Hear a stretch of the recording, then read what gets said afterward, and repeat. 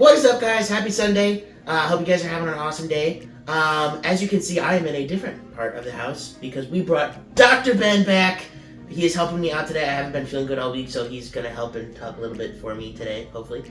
And I hope you guys are ready because we have an awesome video for you today. So let's get started.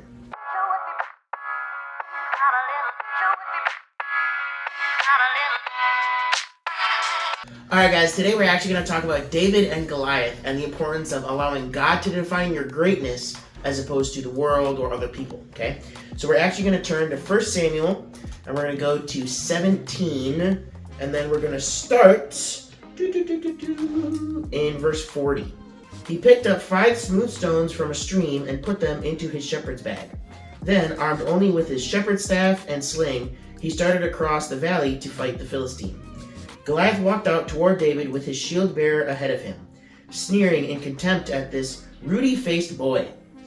"Am I a dog," he roared at David, "that you come at me with a stick?" And he cursed David by the names of his gods. "Come over here and I'll give your flesh to the birds and wild animals," Goliath yelled. David replied to the Philistine, "You come to me with sword, spear, and javelin, but I come to you in the name of the Lord of heaven's armies, the God of the armies of Israel, whom you have defied. Today the Lord will conquer you, and I will kill you and cut off your head. And then I will give the dead bodies of your men to the birds and wild animals, and the whole world will know that there is a God in Israel. And everyone assembled here will know that the Lord rescues his people, but not with a sword and spear. This is the Lord's battle, and he will give you to us." As Goliath moved closer to attack, David quickly ran out to meet him. Reaching into his shepherd's bag and taking out a stone, he hurled it with his sling and hit the Philistine in the forehead. The stone sank in, and Goliath stumbled and fell face down to the ground. So David triumphed over the Philistine with only a sling and a stone, for he had no sword. Then David ran over and pulled Goliath's sword from his sheath. David used it to kill him and cut off his head. Okay, why do I talk about David versus Goliath to talk about this topic of letting God define your great? Okay, actually earlier on it talks about how David fought a lion and a bear, and we've kind of talked about that before. But what it says, what he used to kill the lion and the bear was a club, not the sling and the stone. Okay, so how I look at this is you take it from a stance of like, okay, this is what I know, right? I fought things, I've defeated things, but God is going to win this battle for me. He even says it. He said, "The Lord will defeat you, and then I will cut off your head." So David isn't coming from it from a standpoint of like, hey, I'm going to do all this, look at me. He's doing it from a standpoint of, hey, God fights my battles for me. Granted, he's going to use me to do it, but it's going to be God's victory instead of mine. And I'll see if I can't find the video of what the sling is, because, growing up, we think it's just a little, whatever, like a launcher thing. And they released the video of what it was actually like. And yeah. It's a really big, like, the strap that they use for that thing has got to be almost as long as this couch. Yeah. And they swing it over their head and then launch it like this. Mm-hmm. And, as a kid, I always thought that, that rock is what killed Goliath, but that's not what it says. It sinks into his head and he would have died eventually, but it didn't kill him instantly. It's not like a bullet, but then David went and took Goliath's sword, which wasn't small. That's true. And David wasn't a grown man yet, and he just walked over and lopped his head off because he's an absolute G. He's like, honestly, when you go back and you look at all the things that David did and all the battles he won and all the things he did, I mean, he is a 100% an inspiration to me in how we should live every day. Obviously not the Sheba and that thing. Right. But all the other things he did, like him dancing before the Lord, and all the battles he won, and he always gave credit to God. It was never about, look at me and look at my greatness. It was always about God. Correct. Because he was a man after God's own heart. And that's why he became the king.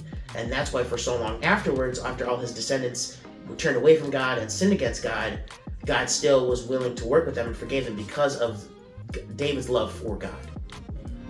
And one thing that I find interesting about the legacy of David is that it was foretold that the Messiah would come through the lineage of David. Mm-hmm. And I find it so interesting that the devil tried to go ahead and manipulate, pervert, and kill that whole lineage of David, because he's like, if the Messiah is gonna come, his reign is over. Yeah. And so that's one thing. But like the thing that I think is quite fascinating is that I think through the line of Joseph, of Jesus' stepdad, it was all messed up, but somehow Mary came from the line of David as well. That doesn't mean that they were somehow related in some way. Well, I mean, technically, if you get it down to the nitty-gritty, we're all related in some fashion if we all came from Adam and Eve. So. Well, true, but my point is that like David had different wives and stuff like that, and it was anyway. But the thing that I find interesting is that like still like God and David had such a good relationship that God chose David to be where Jesus would come from. They were homies. Yeah. And it's one of those things like, yes, God had it all pre-planned, right? That's why he showed up to Abraham in the 4000 BC and told him like, this is what's going to happen, that the Messiah is going to come through you and your family, and all the nations of the world will be blessed. But also like there's reciprocation to that. And I think before God made any kind of action, like he already knew how Abraham, how Moses, how Joshua, how the prophets, the judges, how David would respond to him, because God is not the kind of God that goes, all right, puppets, do it as I say. Yeah, right? He gave us free will. And so like that's what I love about David and God's relationship, is that God and David were friends. And David was always in the presence of God, and he always reminded himself of who God was. And like there was a time after this whole account that David went and said, they were at war, and him and all his men were going out to war, and then like while they were away, another enemy took their homes, took their cities, everything, their wives and children, and all the guys are like weeping until they couldn't cry more. Like I would. Yeah. I mean, like my spouse, my kids, my belongings, my pets, everything that I own has been pillaged and taken, and God only knows what can happen to families when things are pillaged if they're not killed.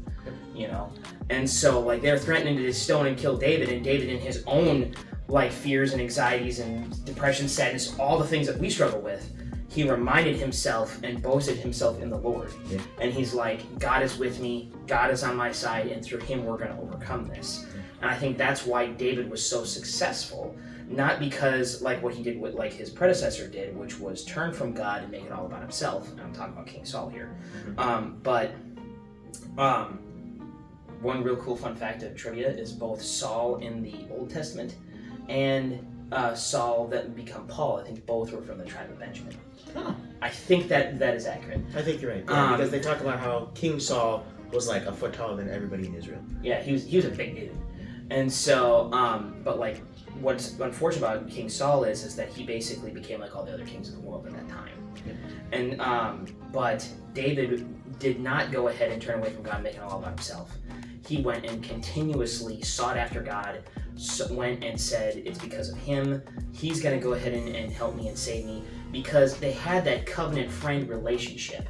And like to build off of that, I think the importance of David and God's relationship obviously comes from, David giving all the glory to God. But also David wasn't afraid to bring things to God.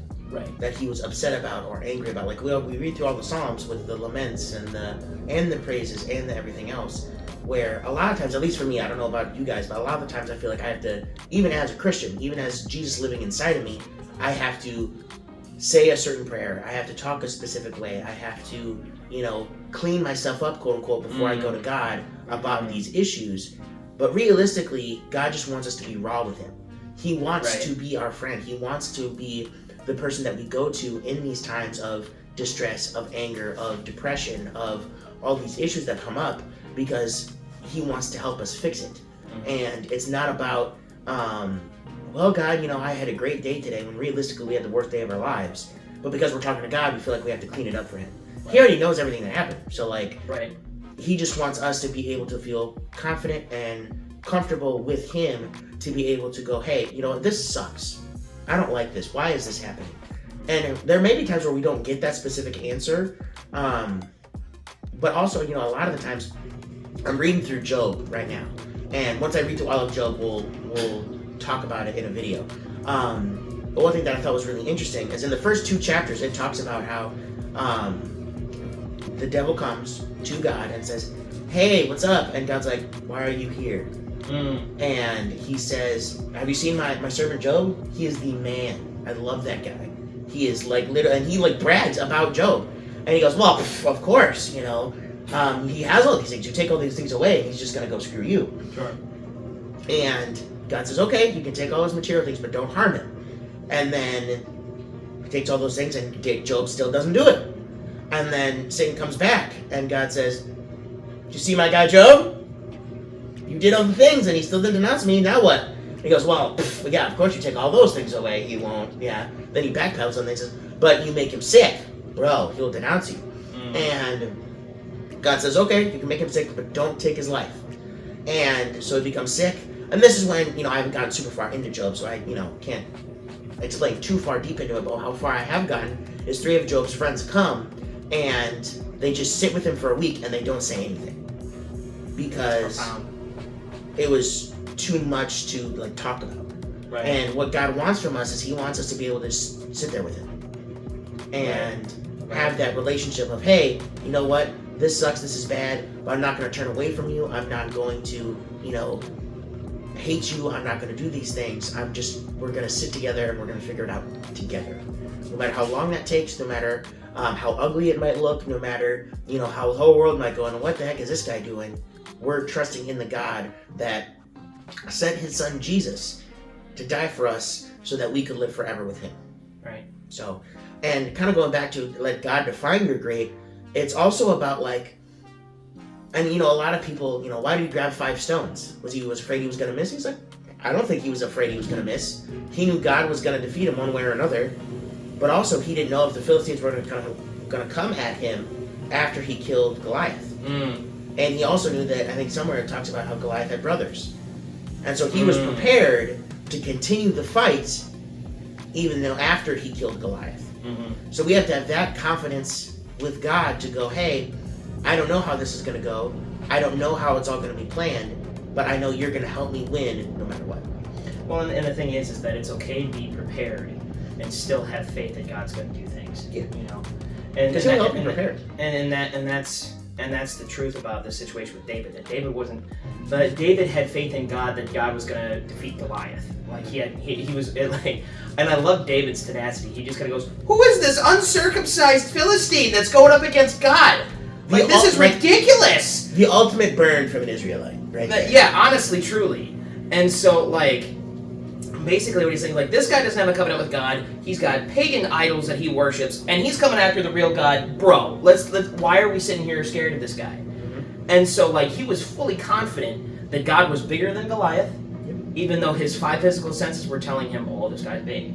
He was like, yeah, don't care. That God's going to take care of this guy. I'm going to kill him after God takes care of this. But you go ahead and think about, well, then why did he grab the stones, like you were mentioning?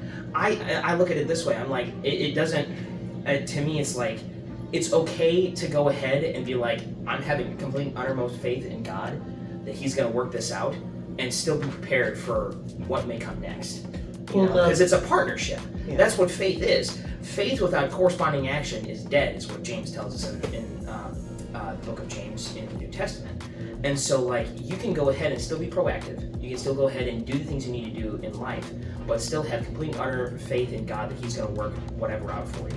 If you're going through a situation with a job, let's just say, or with kids or divorce, whatever, and it's the nasty parts of life that happen to people on a daily basis.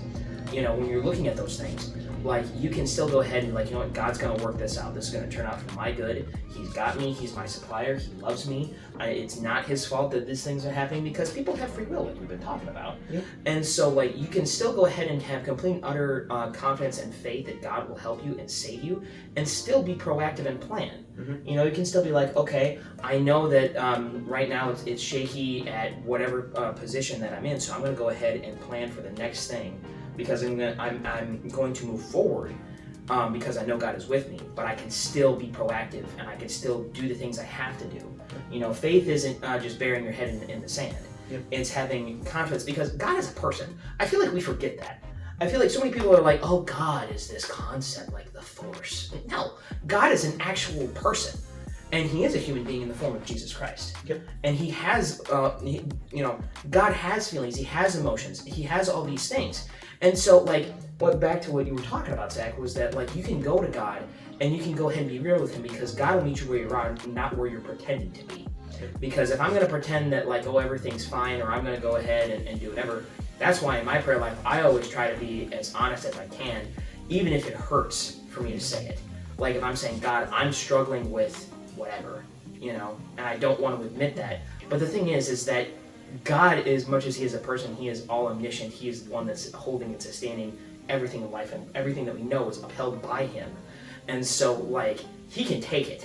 It's not like God's going to go ahead and be like, oh, he's not going to fall off his throne and say, oh, myself. Right.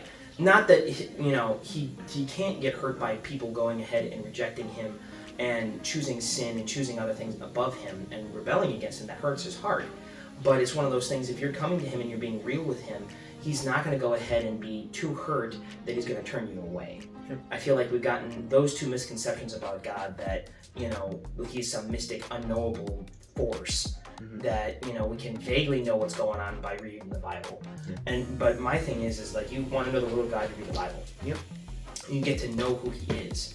And the thing about God is that because he's a person, you can relate to him, but also he is big enough and strong enough and powerful enough and righteous enough that he can go ahead and take all your burdens and your cares. That's why it says, cast all your cares upon him because he cares for you. Mm-hmm. Like, he's got big shoulders. Right. He can take it, and he'll meet you where you're at and help you. And that's where breakthrough comes in. That's because when you go ahead and bring it to him and you're saying, hey, this is where I'm at, this is what I'm struggling with, this is what I need your help with. I mean, you just open the door to freedom and success and strength, like you were talking about. Yep.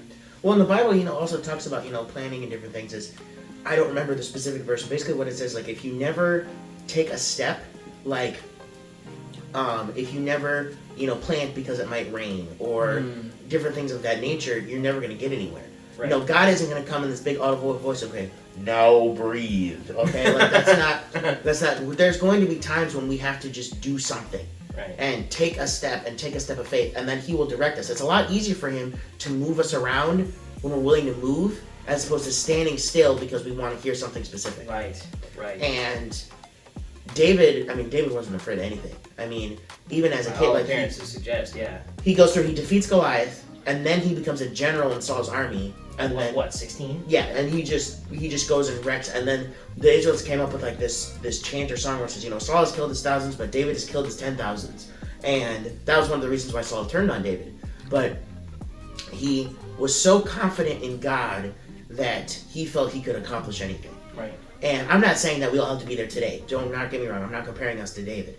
But we should be striving towards that confidence. We should be striving towards, okay, let's learn God's character. Okay, let's get in the Word. Let's dive in deeper and ask him to help us understand him more fully, so that as we grow in our faith, as we grow in our relationship with him, we become more confident, and then we know, okay, I'm not going to go over here and do this thing because this is obviously not what God wants me to do. Right. I'm going to go over here. I'm going to walk with him, even if it looks like everything is caving in around me.